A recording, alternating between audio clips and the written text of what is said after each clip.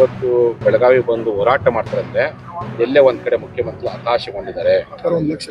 ಲಕ್ಷ ಗಂಟಲೆ ಜನ ಕೂಡಿದ್ರು.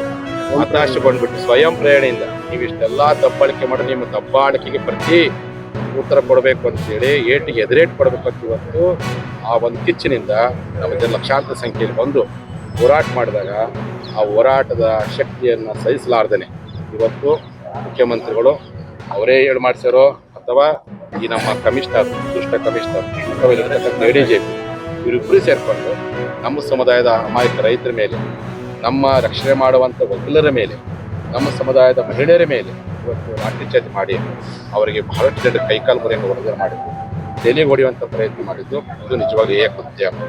ಲಿಂಗಾಯತರು ಇವತ್ತವರೆಗೆ ಯಾರ ಮೇಲೆ ಹಲ್ಲೆ ಮಾಡಿಲ್ಲ. ಆದರೆ ಲಿಂಗಾಯತರ ಮೇಲೆ ಯಾವ ಸರ್ಕಾರ ಹಲ್ಲೆ ಮಾಡಿದ್ದಿಲ್ಲ.